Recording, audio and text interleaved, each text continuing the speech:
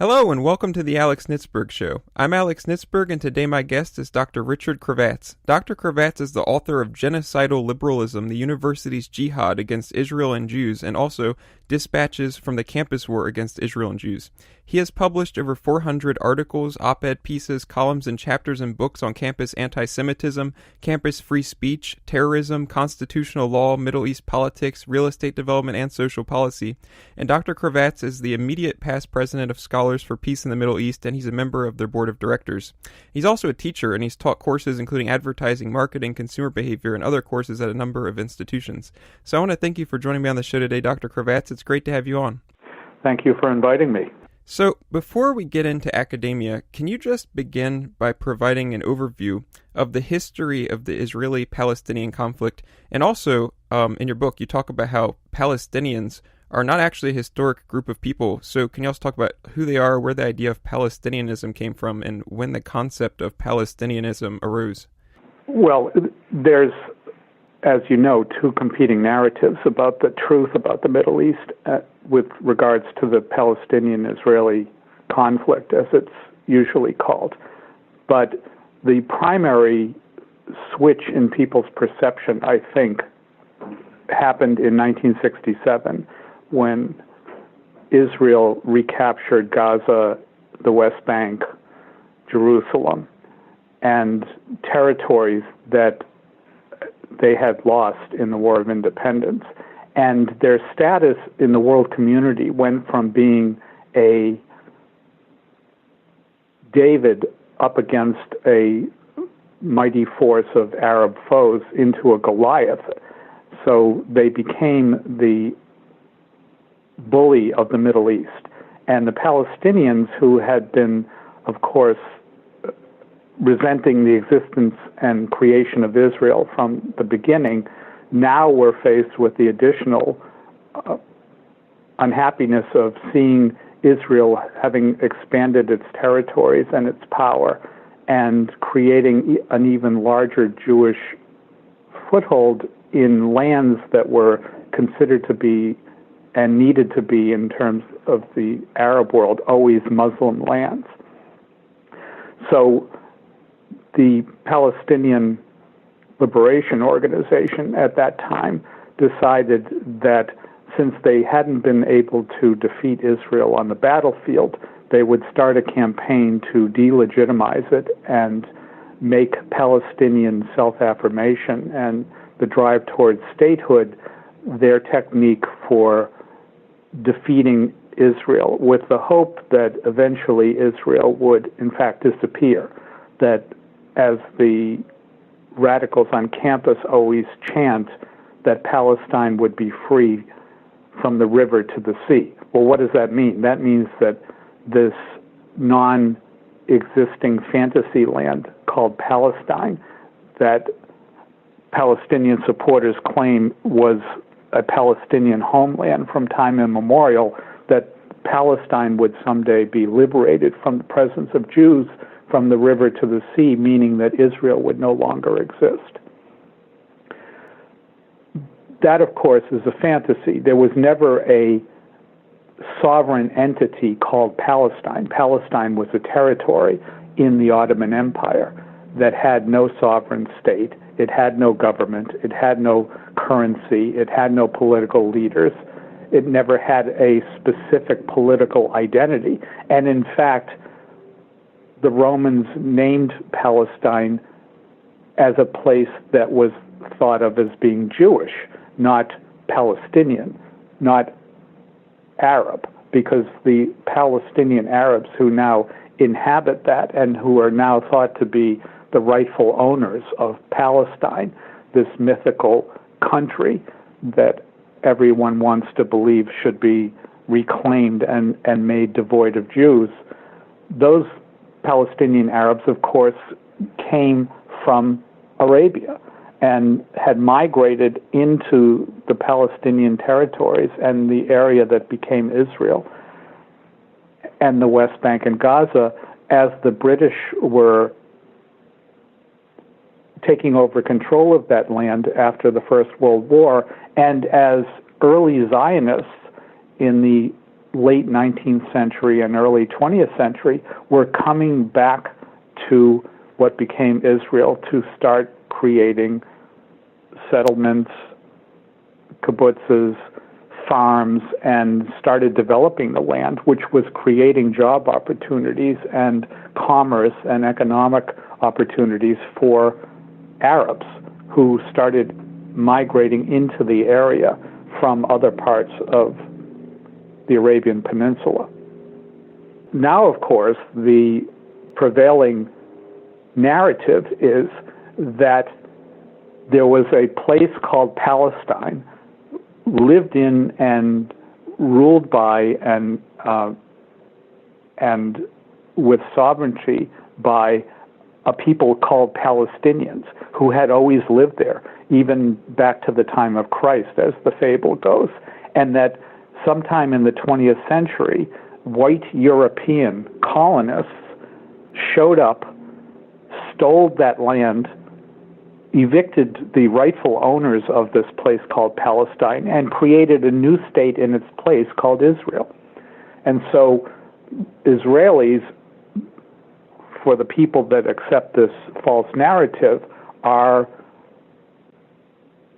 the thieves of Palestinian land, the ethnic cleansers, the racist apartheid regime that has taken control of land that is not theirs, that is another's, a Palestinian people's, that they have occupied Palestine. And people that believe that there was a place called Palestine, of course, believe that what is now modern-day Israel is occupied territory as well. It's not just the West Bank and East Jerusalem and Gaza that they accuse Israel of occupying. That if you believe the fable about Palestine being a Palestinian state, an entity, that it was rightfully theirs, then you also believe that Israel proper has no right to exist, that in fact that is Palestinian land.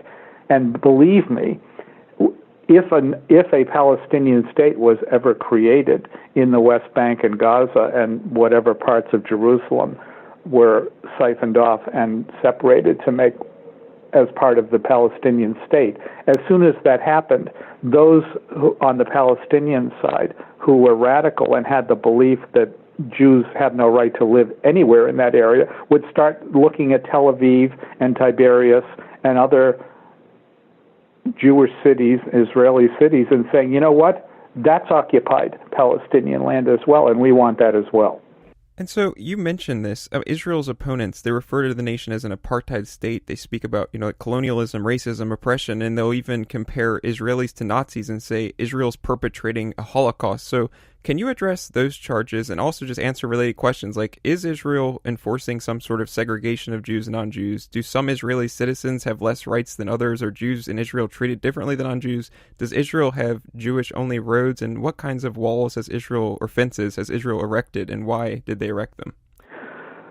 Well, my colleague Erwin Kotler, who is a great humanitarian and a former member of Parliament in Canada, once made an interesting observation that in the 20th century, the worst accusation you could make against somebody was that they were either a racist or that they practiced apartheid. And when I'm giving talks on this topic, I always say, and isn't it interesting that the one nation on earth that is regularly and promiscuously accused of being a racist apartheid regime is Israel. Why? Because no one ever could support Nazism. The Nazis were the greatest villains, certainly of the 20th century, perhaps of all time, and in recent history. And so the ability to label a country as Nazi-like or a people as the new Nazis, as is regularly done with Israel, where on campuses, for example, you see the Israeli flag with a swastika superimposed, or false equivalency made between the Warsaw Ghetto and Gaza, or Auschwitz and Gaza, or Auschwitz and Gaza being made to seem equivalent, or Gaza called a large outdoor prison or a veritable concentration camp. Why do they do this? Well, first of all, there's what my colleague Richard Landis calls an aspect of moral sadism.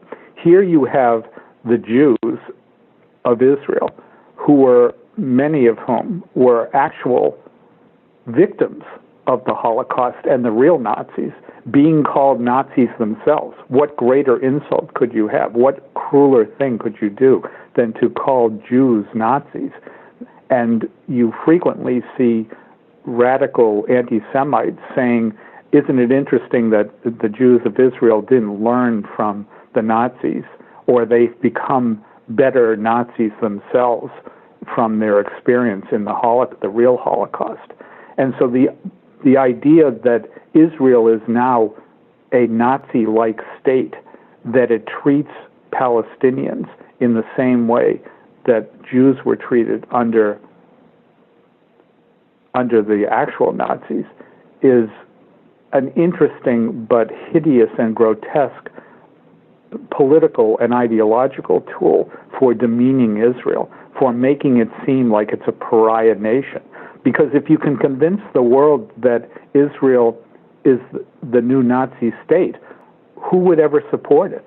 And more importantly, for the genocidal enemies of Israel, if Israel is considered to be the new Nazis, and if they're doing things that are Nazi-like, and if they're oppressing a victim people who are innocent of any crimes, and that they have genocidal intentions, if people rise up and start murdering Jews, as they do in these knife intifadas and other assaults on Jewish civilians, if enemies of Israel start murdering Jews, who would ever oppose that if, in fact, you believe that the Israelis are the new Nazis? So not only is it self-defense in the minds of supporters of the Palestinians, but it's a necessary thing to do to murder Jews, because Israel is now the worst state on earth, that it's perpetrating genocide, that it's an ethnic cleanser, that it's racist. So the idea of a country or a people being racist, of course, is based on the model of the activism that we saw against South Africa for their actual apartheid regime, where there were actual racists who were controlling the government of South Africa and were oppressing blacks, where there was two standards of civil and human rights for black people and white people. And that same model has been superimposed onto the discussion about the Israeli-Palestinian conflict. So it's very convenient for activists and social justice warriors on campus to look at Israel and the Palestinians and say, well, this is the same as South Africa, that you have a white colonial group of people, the Israelis, which of course is not an accurate depiction of what Israel is, but that's why their link to Europe and their accusation that Israelis are actually white people who are in a struggle with a brown indigenous people, namely the Palestinians, that feeds right into this idea that this is a struggle about racism, that the Israelis don't like the Palestinians and don't want to give them human and civil rights precisely because they're brown people, and that the Israelis are white, which is, of course, absurd. If you go to Israel and look at the people there, there's African Jews, and there's Jews that are from the Middle East that are just as dark and look exactly like Arabs, and Palestinian Arabs certainly. So this idea that it's a white colonial power that's somehow suppressing brown people, and this mythology and this narrative even extends to the security border that Israel constructed to help deter terrorists from murdering Jews randomly in Israel.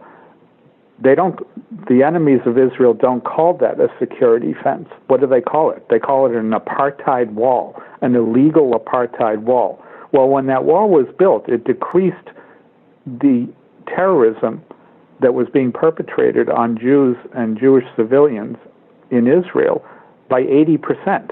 So it was a successful deterrent and did what it was supposed to do. It is not a high cement barrier that runs the extent of the fence. In many parts, it's just a chain link fence. There are certain parts where there had been an inordinate amount of terrorist attacks where the wall is high and is a cement barrier. But the reality is that Israel didn't build that for the fun of it. It didn't build it as a wall to separate brown people from white Israelis.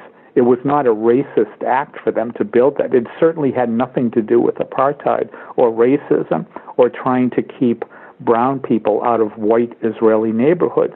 It was built at great expense and with great aggravation by Israel to keep Jews from being murdered by barbarian, pathological murderers who felt that they had the right and obligation to kill Jews in the name of Palestinian self-affirmation or to try to make Israel go away.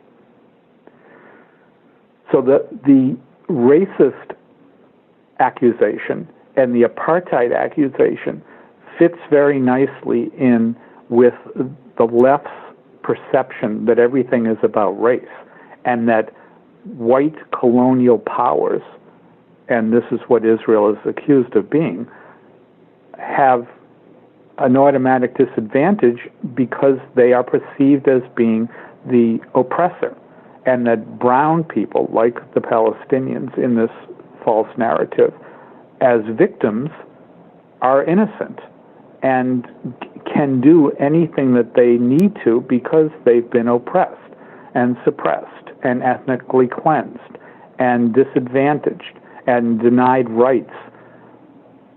So that would include, for example, terrorism, or as it's euphemistically called, resistance on the part of Palestinians and other Arabs surrounding Israel who are supposedly fighting for the liberation of their land, this mythical place called Palestine.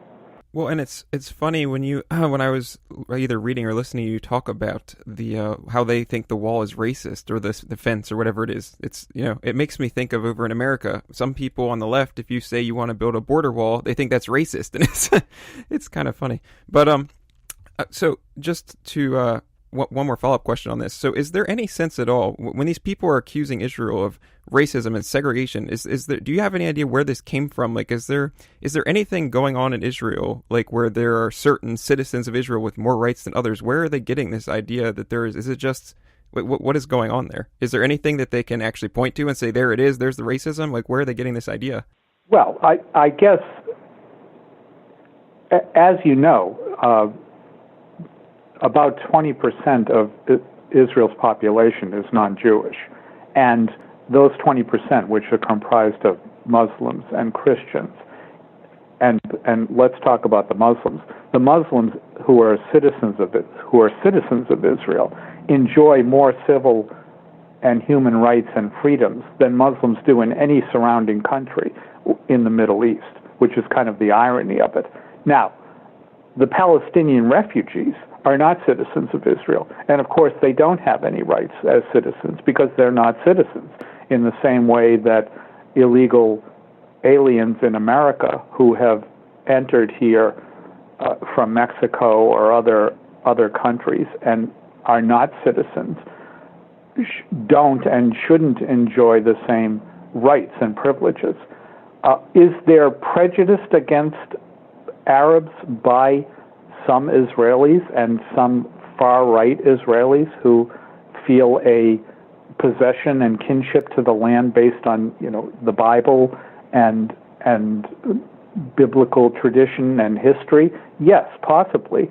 But, one could come to America and go to the slums of inner cities in Detroit and Boston and Los Angeles and Miami and look at the way black people are treated and make a conclusion that America is a racist country because of, look at all the black people. Look at the black people in prison. Look at the black people living in inner city slums and tenements and who don't have all of the nice things that white people do. So you can make conclusions based on that, but that may not have anything to do with racism. There may be a lot of other factors. Is America still a great welcoming country where black people do have equal opportunity and equal civil and human rights? Of course.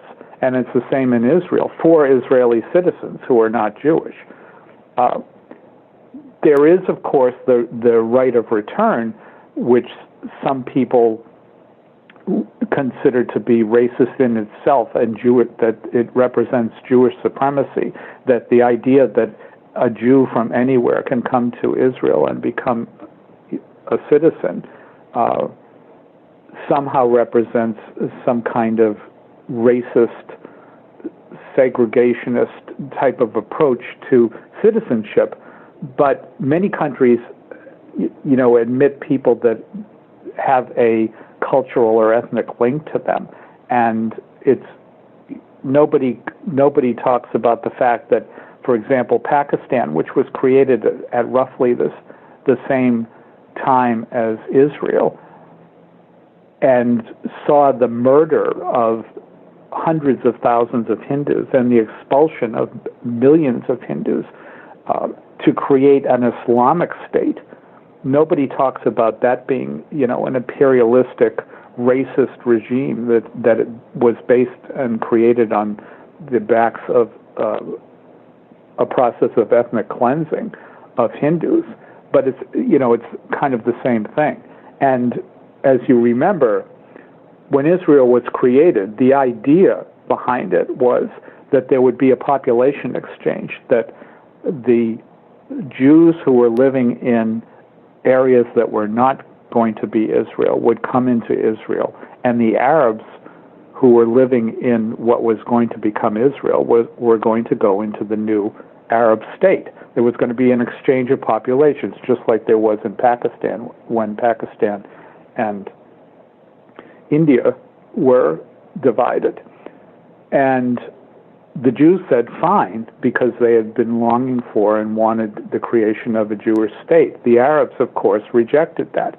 So had the Arabs accepted it in 1948, and had there been that population transfer, there never would have been the hundreds of thousands of Palestinian refugees that have now mushroomed into 5, 6, or 7 million refugees, and who are still stateless, and who are kept stateless purposely as a way of pointing to Israel and blaming Israel for their statelessness, for the plight of the Palestinian refugees, who have never been resettled by any other Arab state or any other Muslim land, even though there's obviously room for them in many of the surrounding states in Israel's neighborhood. Since World War II, there's been over 100 million refugees as a result of the creation of new states and war and famine and all sorts of different causes. 100 million refugees. And in that time, there's only been one refugee class that has not been resettled. One refugee class. And who do you think that is? The Palestinians. And isn't that interesting that they have an entire separate agency in the United Nations that tends only to the Palestinians? And of all refugees that have ever existed, only the Palestinians are considered refugees when they are the sons and daughters and grandsons and granddaughters of the original refugees who were expelled or left Israel, what became Israel voluntarily. At the time that Israel was created, estimates are that there were 400,000 or 500,000 or 600,000 Palestinian refugees who either left as a result of them being told to left by Arab leaders, or who were actually expelled because it was during a time of war where there was a strategic necessity for Israel to remove Arabs from certain towns that were of strategic importance and that were involved in the fighting.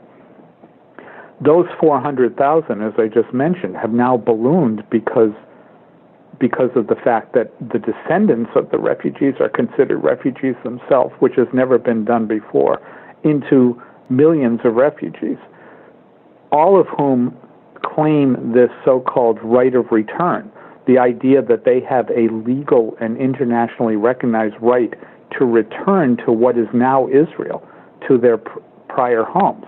Well, what's the intention of that? The intention of that is twofold. One is that they pretend and they purport to want to return to Israel, but the real intention is that they would demographically subsume Israel and become an Arab majority in what is now the Jewish state, and of course would destroy the Israeli state and the Jewish character of Israel by flooding it with all of these refugees, all of whom have been raised to despise Jews and to hate the idea of Israel and to not recognize Israel's legitimacy, and who have been raised with the idea that Israel stole that property, that they have no right to it, that they have oppressed Palestinian Arabs since Israel was created, and that Israel deserves to be destroyed.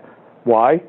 Because they stole the land, because they're not indigenous people, and because they've become the new Nazis, as we said, and because it's a racist regime that has no moral right to exist. That's why all of that propaganda about the racism and apartheid nature of Israel is important to Israel's enemies, because it propagates this notion that Israel is in fact morally illegitimate, that it has no right to claim that land, and that of all nations on earth, its behavior is beyond the pale, and that all moral nations should rise up and denounce it, and shouldn't try to interfere when its enemies not only try to weaken it economically and diplomatically, but actually go in at times and randomly murder Jews in the name of Palestinian self-affirmation.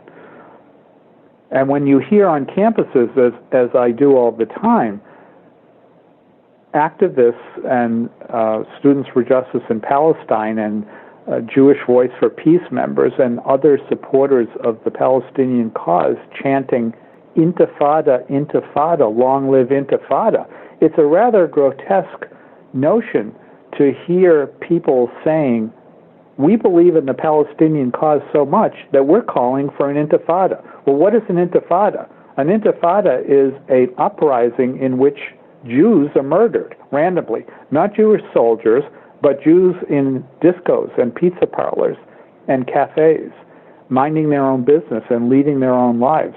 And here, American activists and people that consider themselves morally upright and caring about victims are saying, we don't care if Jews are killed because we care so much about the Palestinian cause that we're calling for an intifada. I mean, it's grotesque.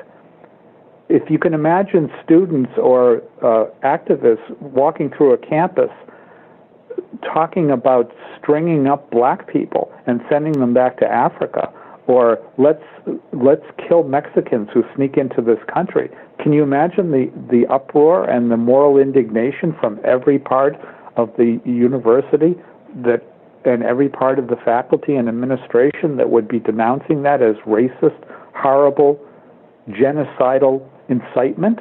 Of course it would, and it should. But when people say that about Israel and calling for the murder of Jews, there's an interesting silence on campus, which is, I think, part of the problem, and it shows you how profoundly deadly this animus towards Israel on campus actually is. Well, and that's the next topic I want to talk to you about, is just how is the anti-Israel, anti-Semitic ideology being promoted on America's college campuses, and who is promoting it and why? Well, the tropes that I just mentioned about Israel being an apartheid state, an oppressor of the victim Palestinians, a interloper, a people with no actual connection to the Holy Land and Israel proper, a colonial enterprise. These are all tropes that, in fact, were developed and promoted on campuses for a generation. And they've intensified as the Muslim Student Association, which has 600 chapters on campuses around the country, for example, and Students for Justice in Palestine, which has over 200 chapters on campuses around the country, have gained strength and have become very aggressive in their tactics in promoting a ongoing, relentless campaign of incitement, delegitimization, and libel against Israel and against Jewish students who support Israel and other non-Jews on campus who support Israel.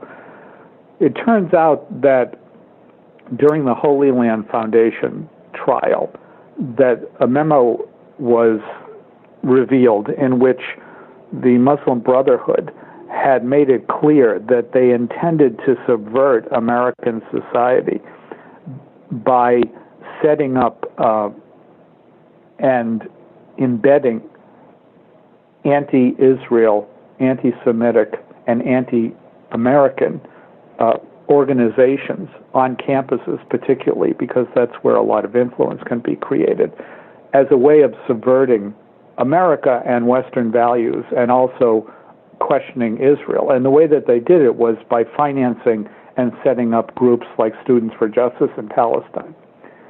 So while those groups position themselves on campuses as being, a place for Muslim students to think about being Muslim and to study Islam, and in the case of Students for Justice in Palestine, they're sort of an advocacy group, obviously, for Palestinian statehood. But the reality is they do nothing which is pro-Palestinian. They never have speakers who talk about how Palestinians might do better to start creating and building a state, how they could work on their economy, how they could pull back on terrorism, how they could do things that made the world and actually help serve the Palestinians start moving towards statehood and a viable state. All Students for Justice in Palestine does is attack Israel and attack the idea of Israel and demonize Zionism and interfere with speakers who come on campuses who represent any pro-Israel point of view. So I look at Students for Justice in Palestine not as a pro-Palestinian group, but strictly and only as an anti-Israel group. And it's interesting that college administrators have either intentionally or recklessly ignored this fact, and they still think of them as a benign student group that's fighting for the rights of the poor Palestinians, when in fact they're a hate group on campus whose sole preoccupation is demeaning Israel and making fellow students think of Israel as a racist apartheid regime. They typically are the ones who are behind promoting divestment and boycott resolutions in student governments, making students and student governments at American campuses pay attention to boycotting a nation, thousands of miles away that has nothing to do really with the students' lives or the student government, and shouldn't even be part of what a student government is paying attention to. But these are repeatedly foisted upon student governments as a way of letting anti-Israel students stand up and catalog all of the offenses of Israel and go over how awful Israel is over and over again. So even though these boycott resolutions are typically and almost always defeated by student governments, they're still a useful tool in the propaganda war against Israel because it allows the enemies of Israel on campus to repeatedly stand up and say, here's everything wrong with Israel. Here's why Israel shouldn't exist. Here's why the Palestinians are innocent. And so whether the resolution is actually adopted by the school and whether they can get the university to divest from companies that do business with Israel is almost irrelevant to these people, and which they've admitted in leaked memos that we've seen.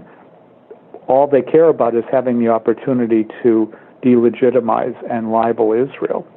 And you're talking about Students for Justice in Palestine a bit there, but also you've said that the Muslim Student Association is affiliated with the Muslim Brotherhood, correct? Both of them get funding from. They were created by the Muslim Brotherhood as beachheads on American campuses. I'm not sure that they have a direct line of influence currently, but their purpose initially was to infiltrate campuses with the express purpose of weakening American society, changing people's attitudes towards America and towards Israel specifically, and to elevate the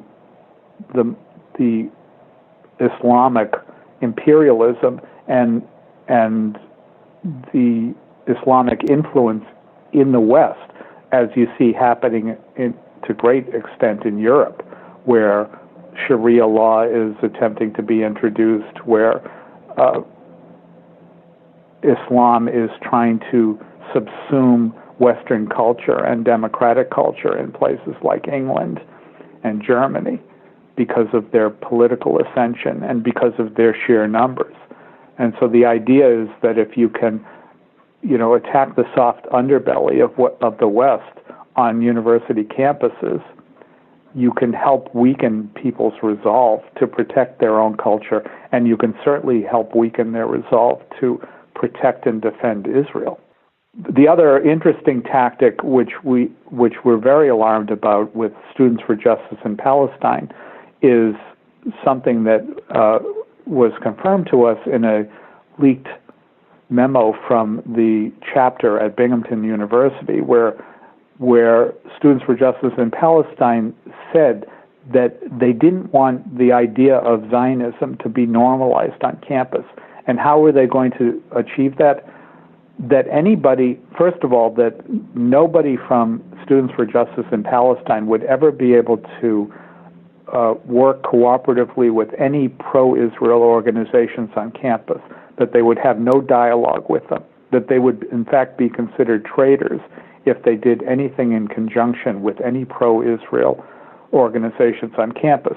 And more disturbing was the other part of their tactic, was that any speaker who came to campus who was a pro-Israel speaker was going to be heckled, interrupted, shut down, and prevented from speaking, because Students for Justice in Palestine and other supporters of the Palestinian cause have decided, because of all these things that we've talked about, that Israel, or anybody supporting Israel, or anybody coming to campus to speak on behalf of Israel, has no right to speak, because they're so morally degenerate that they shouldn't even have an opinion.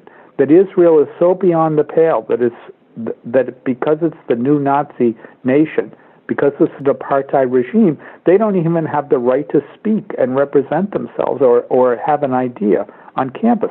Well, this is antithetical to what the university represents. And as you know, administrators always give lip service to the idea that the university is a place where all views should be heard.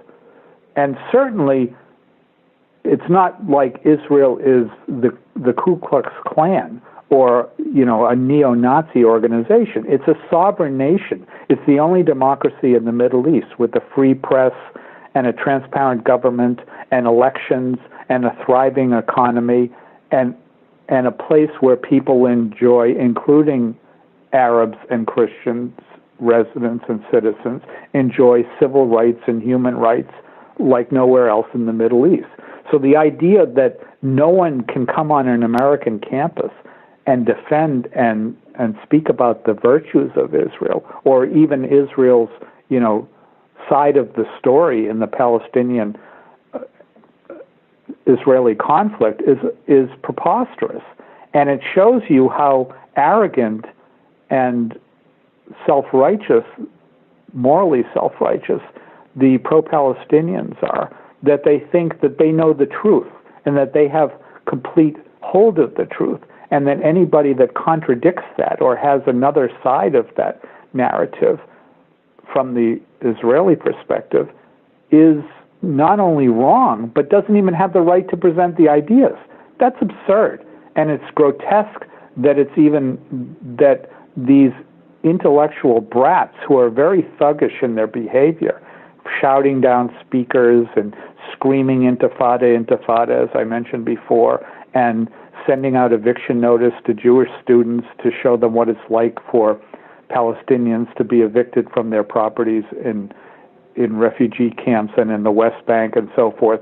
Their tactics are very underhanded. They're not, and the main problem with their whole approach is, of course, that they're not even dealing with facts, that they've made up their own history. They've made up their own narrative that we went over before of Israel having no connection to the Holy Land, that Jews were not an indigenous people to that area, that they have no biblical or legal claim to that area, that they're colonial occupiers who showed up from Europe after World War II and stole what was Palestinian land. It was never Palestinian land because there was never a Palestinian people. When did it become Palestinian land?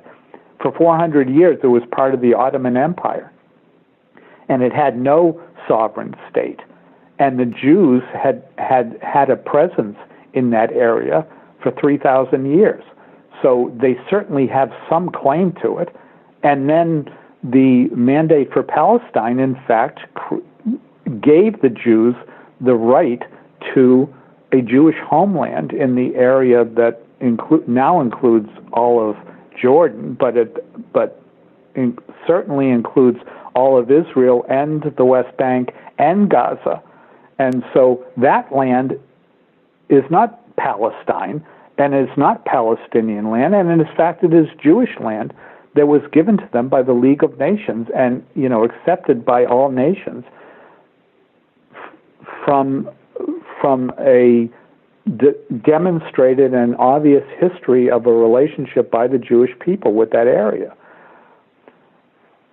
So this idea that because pro-Palestinians on campuses, which includes faculty in Middle Eastern Studies departments, but also many students, Muslim Student Association, Students for Justice in Palestine, Jewish Voice for Peace, and other toxic radical groups on campus, think that they have the right answer and the only answer. But their opinions are based on a contortion of history and a misunderstanding of it, and an avoidance of the actual facts on the ground, that they've made up a narrative that is something that they've invented. It's not even historically accurate.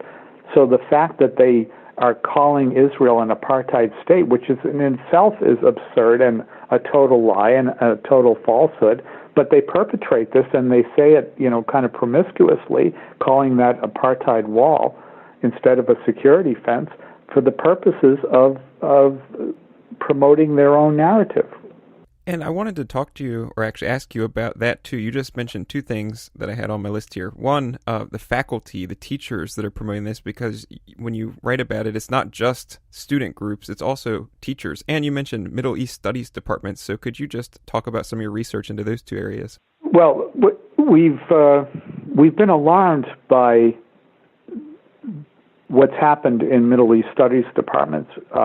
They were originally set up with grants from the U.S. government as a way of creating experts who could help diplomats and the U.S. government understand the Middle East and be prepared to anticipate problems with revolutions or the coming of radical Islam or 9/11 or events like 9/11, which unfortunately everyone was asleep at the wheel about. So Middle East Studies departments have an obligation, at least on paper, because of the way that they were created and because of the way that they're supported by the government, to be scholarly and conduct research which is unbiased and not politicized. Unfortunately, what's happened, and this is outlined very extensively and accurately by Martin Kramer, who did an exhaustive study of Middle Eastern Studies departments.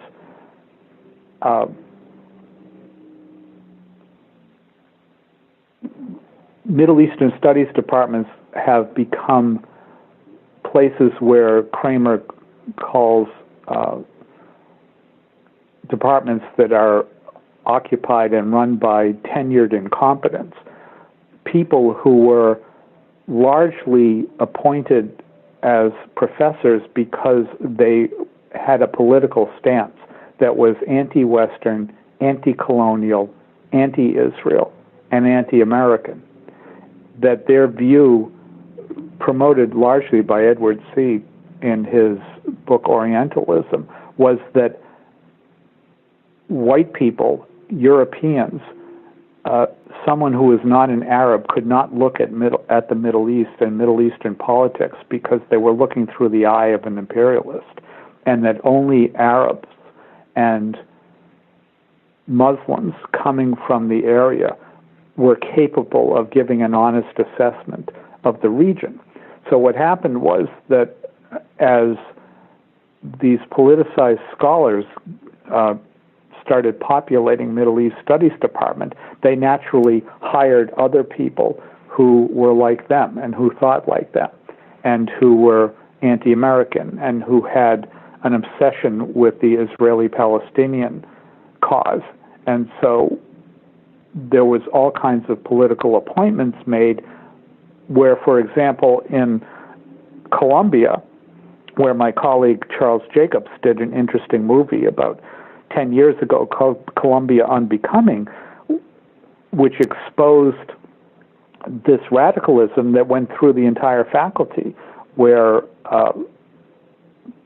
Rashid Khalidi, for example, who was a colleague of Barack Obama at University of Chicago, was a PR flack for the Palestinian Authority and has a definite point of view, which is anti-Israel, clearly. And Joseph Mossad, who Kramer calls rabid in his ideology against Israel. So their writings and teaching, what they say in the classroom, what they write about in newspapers and in journal articles, is not scholarship. It is not academic work because it's based on this false narrative that they've constructed about the evil of Israel and the defects in the West because of imperialism and colonialism, and the fact that the Arab countries are therefore blameless and don't have the ability or responsibility for correcting the defects and pathologies of their society, because it's all America's fault. It's all Europe's fault. It's all the colonial oppressor's fault. And this is, of course, true in the case when they look at what's going on with Israel and the Palestinians, that the Palestinians are totally blameless, that they don't have any responsibility to check terrorism or to have created a state or to have moved diplomatically and politically towards a statehood where they've stopped despising Israel and instead concentrate on building a nation for themselves. That because of Israel's colonial racist character, that the Palestinians are disadvantaged through no fault of their own, and that's the reason everything's bad over there, because of Israel. Israel's over there minding its own business. They have more venture capital firms than any other country except America. They have a thriving economy where they're developing medical technology and high-tech developments that are the envy of the world, and their economy is booming, and they're trying to go on with their lives and pay attention to being a productive society where people have human and civil rights, and they're creating great advances in medicine and science and technology, and they don't want to have to pay attention to, protecting their citizens from being stabbed while they're standing at bus stations because another people have decided that they have no right to be there. And that's not looked at in a favorable way by faculty in these Middle Eastern studies departments who feel that, somehow the Jews of Israel have built that big state because they've stolen a country from an indigenous people, the Palestinians, as if there was anything there when the Jews, in the late 19th century and early 20th century started coming into that area and building out of the sand dunes a thriving nation. So we're alarmed by Middle Eastern Studies departments because they are so obsessed with the defects of the West and the defects of democracies in the Middle East, like Israel, and they are so anti-American and blame so much on imperialism and colonialism that their scholarship and research has failed to see the problems that have arisen out of the Middle East. The Arab Spring, for example. No one saw 9/11 coming, so no one was able, we would hope that people at Georgetown, like John Esposito, who runs the Middle Eastern Studies department there, who's an Arab apologist and has never seen a terrorist that he actually admitted was a terrorist, or Columbia University, or other Middle Eastern Studies departments, were so busy critiquing Western values and Israel and America that they didn't see the rising tide of radical Islam. They didn't see the ability of terrorists to pull off something like 9/11. They were asleep at the wheel, and they didn't, because they were so obsessed with other things that was based on their politics and own biases, they were not able to give an accurate picture of what actually is going on in the Middle East in order to let diplomats and the government and the military understand incipient dangers and so forth. We also see that not only faculty from Middle Eastern Studies departments, but many faculty come out in defense of the Palestinians and are inherently anti-Israel. Why is this? Well, one survey looked at the composition, the ideological composition of faculty, and if you think about our country and you look at our last election, for example, with Hillary and Trump, you see that the country is almost 50-50 Democrat and Republican. Obviously, depending on the election, it goes either way, but it's roughly 50-50. But if you look at the composition and that's how students are when they go to college initially. There's probably, a 50-50 split. But if you look at the composition of faculty, this one survey asked faculty to describe themselves as either being liberal, Democrat, or conservative Republican. Self-described, not somebody else deciding. And it was remarkable. So in departments like economics, there would be a disparity where there would be 3-to-1 liberal to conservative. But if you go into the social sciences, into the anthropology department and the English department, and obviously departments like women's studies and peace studies and history, the ratio of liberals to conservatives, Democrats to Republicans was 35 to 1, and in the anthropology departments, 37 to 1. What does that mean? It means essentially there's no conservative voices, and conservatives and Republicans have typically been stronger supporters of Israel. Democrats and liberals on campus, with students, but also with faculty, tend to side with the underdog. They tend to side with the victim. They tend to believe that there's oppression from strong colonial militaristic powers against innocent victims of those powers. So in the Middle East context, who is that? That means that liberals and Democrats on the faculty tend to side with the Palestinians because they believe that they're the victim of a militaristic, racist, apartheid regime of Israel. And so when there's divestment resolutions in student governments on campuses, or when there's Israel Apartheid Week on campuses, or when there's radical speakers who are pro-Palestinian and anti-Israel on campus, these faculty tend to side with them, and they will sign petitions and resolutions and will speak on behalf of the Palestinian cause against Israel. And it's largely as a result of this huge disparity in the ideological composition of faculty from the get-go. So, as a professor yourself, do you see other issues in addition to this anti-Israel, anti-Jewish mentality? Are there other issues that you've noticed either at your own schools or other schools that you're familiar with that should be addressed at America's colleges and universities?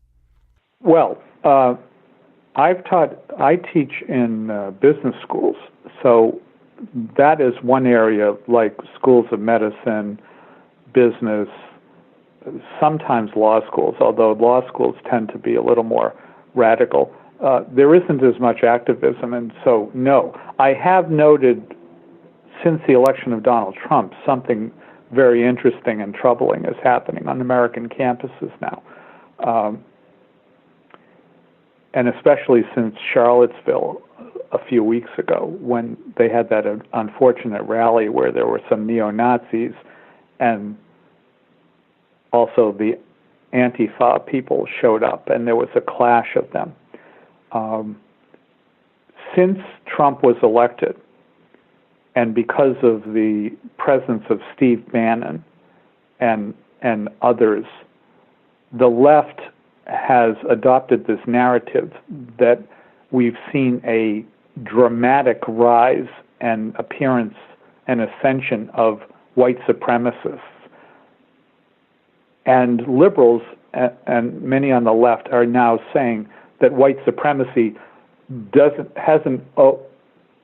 not only has it shown itself in society in general, in American society, as manifested in Charlottesville, for example, but it's in the Oval Office, that it's emanating from the Oval Office, that Trump himself has given dog whistles to the alt-right, to white supremacists, all through the campaign when he was talking about building a wall and excluding Muslims, that his xenophobia and his purported racism against Hispanics and against Muslims and against other people is a form of white supremacy, and that he was setting up a new presence of white supremacy. And Charlottesville, for many on the left, represented confirmation that what they had believed was true. The reality is that neo-Nazis, if they even exist, and Ku Klux Klan, if they even exist, their numbers are nothing. There may be a few thousand in all of America. They have no presence. Nobody thinks they have any political influence because they don't. Most normal people reject them as being fools. If Ku Klux Klan ever could even come on a campus, which they can't because no one would allow them to, or if the neo-Nazis, if Nazis with swastikas doing the Sieg Heil salute came on campuses, if they weren't banished, they'd be ridiculed because they're looked at as buffoons, and they have no influence, they have no funding, they're fringe losers, many of whom are living in their mother's basement with pictures of Adolf Hitler on the wall. So the idea that because Trump was elected and because the left and Democrats despise him so much and still can't believe that he became president, they're trying to do to Trump what the world and Israel's enemies have been doing to Israel for at least a decade now, even longer, of calling them Nazis. Because what does that do? It delegitimizes them. If you can call Trump a Nazi and his followers Nazis,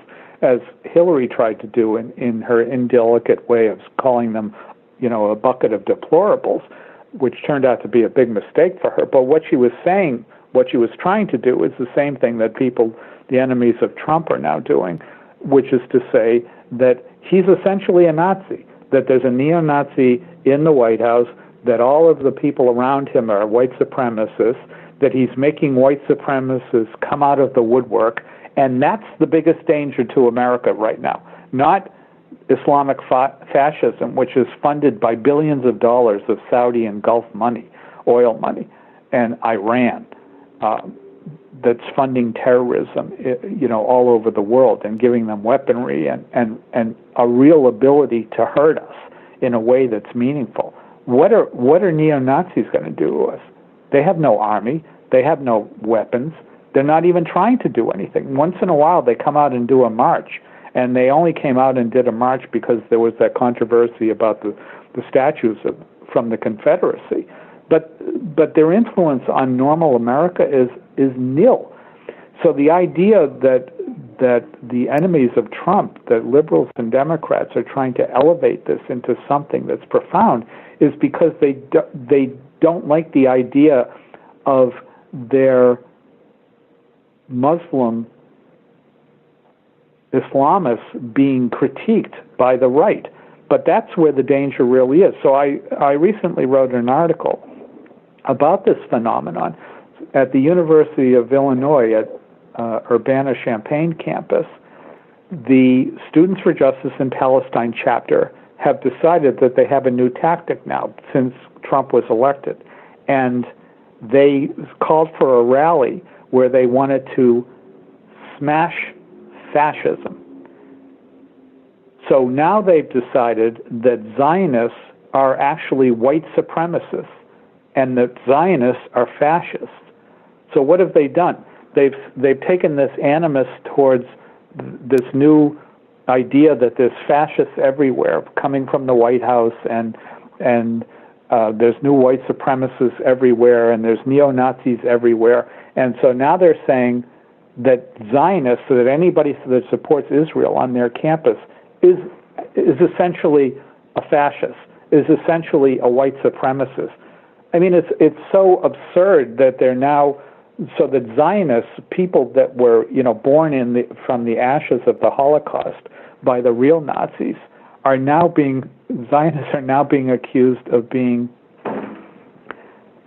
neo-Nazis themselves. It's preposterous, but it's a way of delegitimizing and neutralizing the legitimacy of Zionists or pro-Israel people on campuses, and using this new hatred of Trump and everything that he and his supporters are said to represent. It's astounding. I wrote an article right after the inauguration where some faculty had come out and saying that they were worried about this anti-Semitism on campuses that suddenly was coming from neo-Nazis. And I said to them, really? Here you have these leftist professors all of a sudden deciding that they cared about anti-Semitism, which was very interesting. But instead of saying the truth, which is that the anti-Semitism on campuses is as a result of this anti-Israelism that's emanating from Muslim student groups, Students for Justice in Palestine, Jewish Voice for Peace, and left-wing professors who despise Israel so much that they're creating a new anti-Semitism on campuses. And instead they said, no, that has nothing to do with nothing. Now anti-Semitism is suddenly here, and it's coming from supporters of Trump, essentially, is what they were saying. That because Trump was elected, now there's anti-Semitism on campus, and it's coming from some neo-Nazis. Well, and I said, as I just said to you, there's no neo-Nazis. There's a few thousand maybe in the whole country. They have no political power. They have absolutely no presence on campus. They certainly don't have any student groups. And maybe once a year or twice a year, a random neo-Nazi will be allowed to speak on a campus. But their presence is nothing like the presence of the anti-Israel forces on campus, whereas I told you, there's 200 chapters of Students for Justice in Palestine, there's 600 chapters of Muslim Student Association, all of whom promote and sponsor regular and repeated and relentless anti-Israel activism in a way that dwarfs anything that any neo-Nazi could do, even if they were allowed to come on campus, which they will never be allowed to do. In the same way that a Ku Klux Klan chapter could never be formed, that David Duke would never be allowed to come on campus and say disparaging things about blacks or gays or Catholics. He would be allowed to say things about Jews, of course, but they wouldn't take the risk of letting him say anything bad about all those other protected groups on campus. Well, and you just mentioned, I think I just heard you say something about the new anti-Semitism, and that was something I heard you say in a presentation. You mentioned that term. You said the new anti-Semitism is anti-Semitism through the prism of a discussion about Israel, the Jewish state.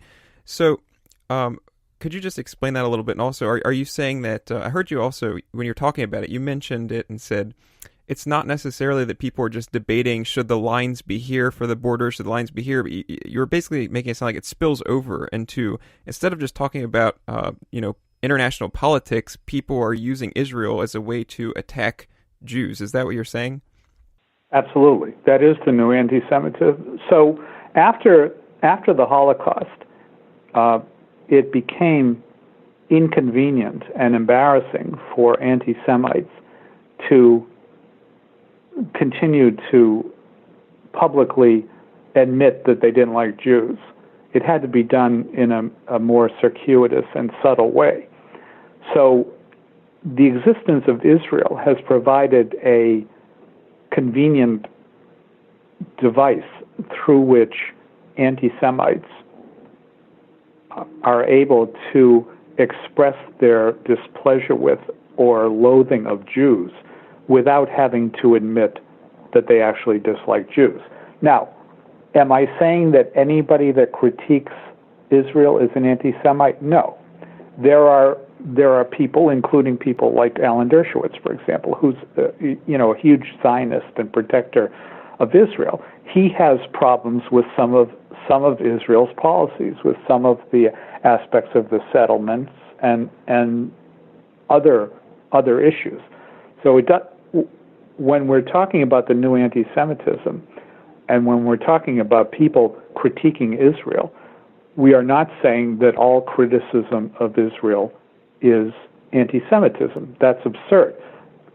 But the other side says that any criticism of Israel cannot be considered to be anti-Semitism, and that is also not true, because there are many people whose obsessive critiquing of Israel, who's holding Israel to a double standard, who demand of Israel behavior and actions that are not asked for or expected of any other country on earth, who pull apart every aspect of Israel's self-defense and look at it as aggression and not as self-defense, who are perfectly willing to call for economic boycotts and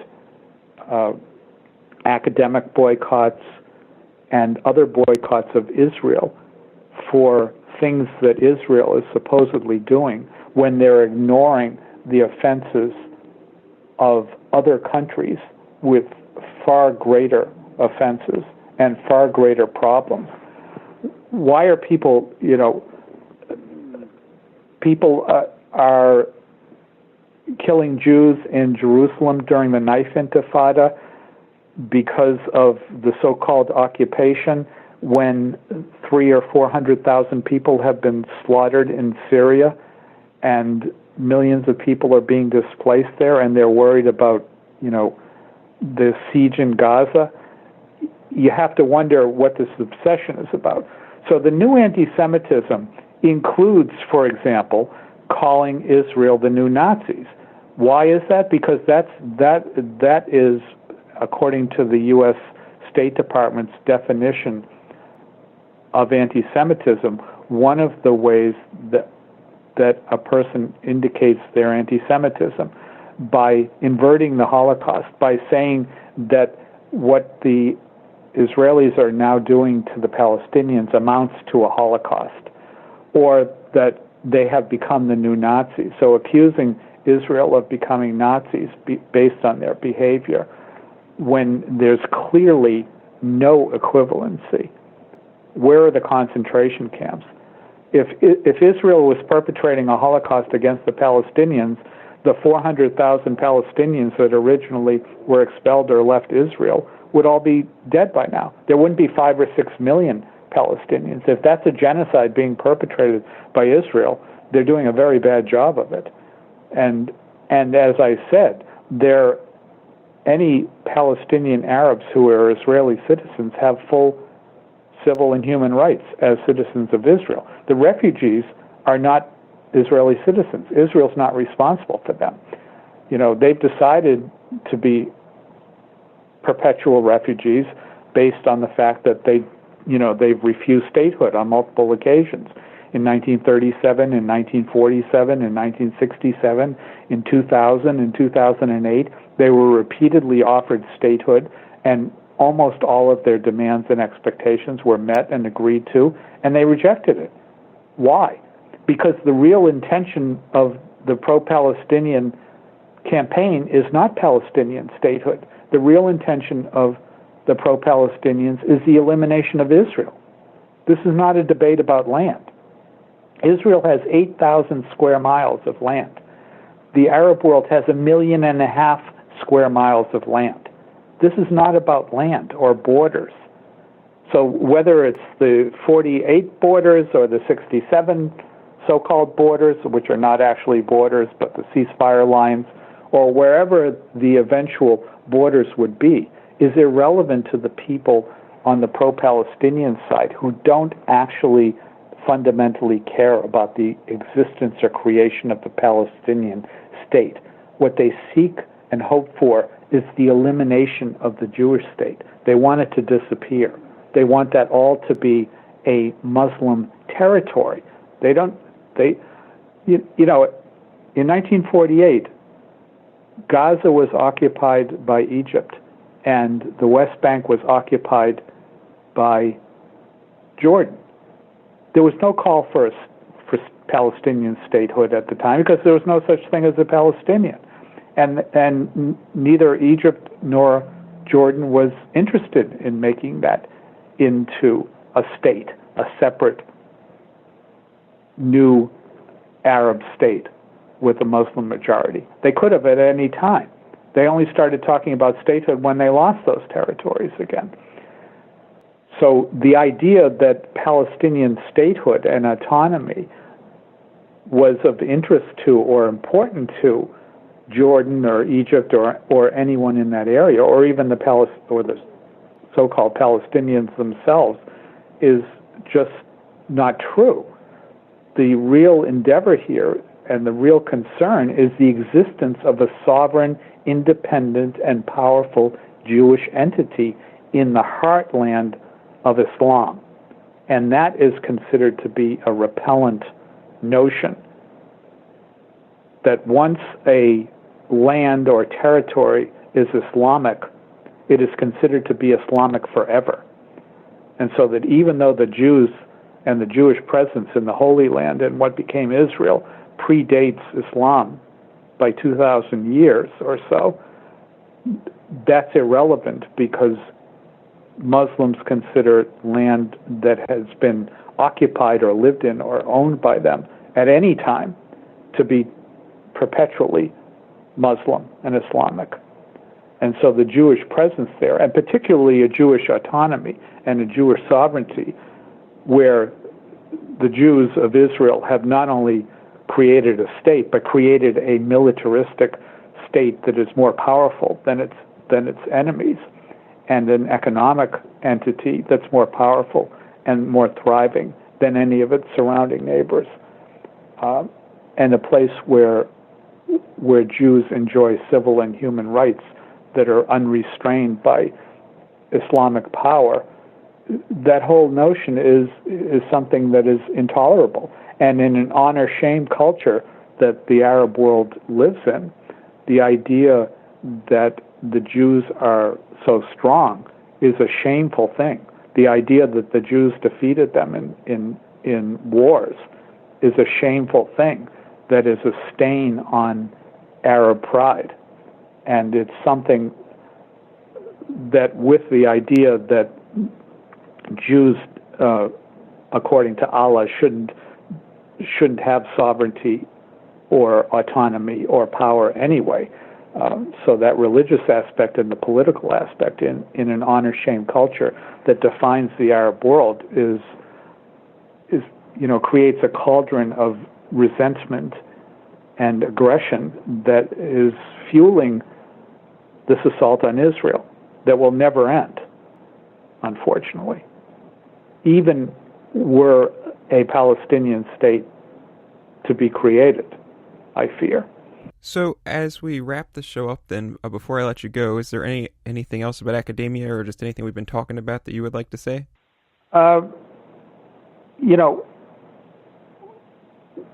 We're alarmed at the increase in the level of incivility on campuses.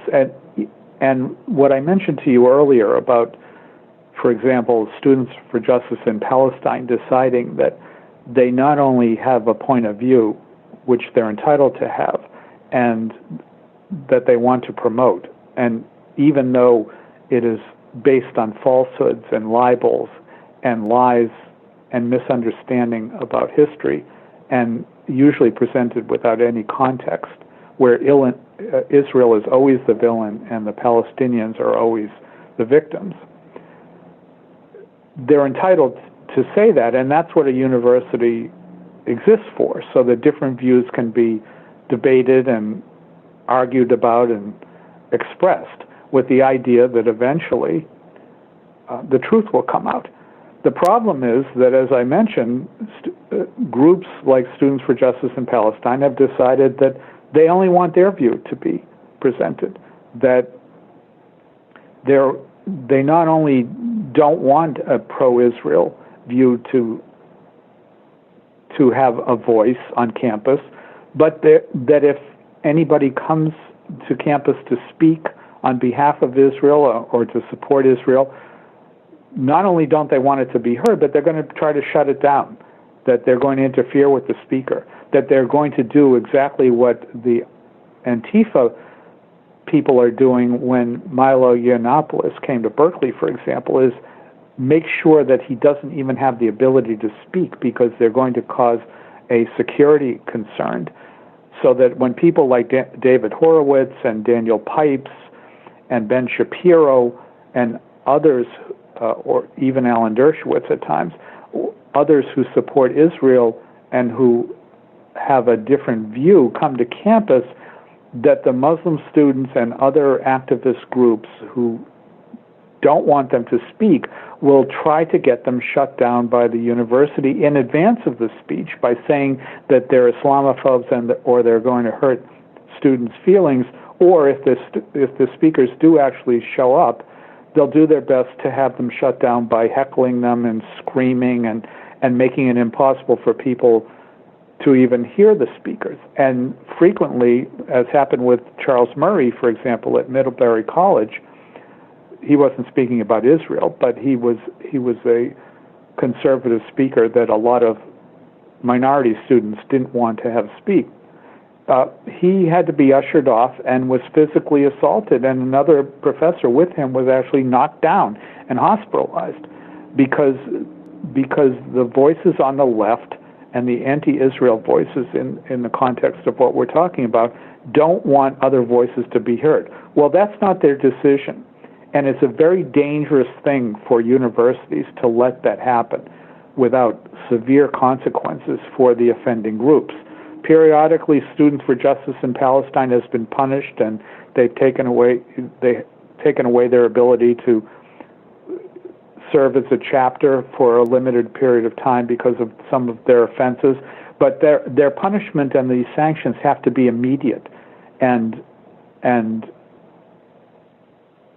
very public, because the idea that one group of people can hijack the discussions about any topic on campus, and that another group of people who have opposing views are not even allowed to speak on campus, is a dangerous thing that's completely antithetical to what our campuses purport to be about, and what they hope to be about, and what they should be about. And so that's our greatest fear, and that's been my observation, that if anything, things are getting worse. And now where radicals on the left and the Antifa movement has been emboldened by the election of Trump and this broad feeling on campuses that Trump is illegitimate and shouldn't be respected and is sort of a neo-Nazi himself, as we talked about earlier, that's given them greater license to be offensive and to beat up people and to burn things and smash windows and make it be known that they will not even allow certain ideas to be present on campus. Well, that's not their call. And a university doesn't exist because one group of people hijack it. You know, the danger of that is now it's the left saying these are the only ideas that can be spoken about on campuses. But in 10 years, it could be a different group of people, and then everybody on the left who thought that they were in charge of what could be said and what should be thought about, they will be on the outs. And that's the danger of a system, a society, a government, or a campus that allows one group to decide what can be said and what cannot be said. And I hope for all of us that we see the light and this is put in check before it becomes too out of control to ever redeem. Well, I want to thank you for joining me on the show today, Dr. Cravatts. It's been great having you on. I appreciate the opportunity to speak to you. And if anybody is interested in learning more about Dr. Cravatts' research, you can check out his book. It's called Genocidal Liberalism, the University's Jihad Against Israel and Jews, and his other book, Dispatches from the Campus War Against Israel and Jews. And also thank you all for listening to the Alex Nitzberg Show. I'm Alex Nitzberg, and I hope you'll join me on the next episode.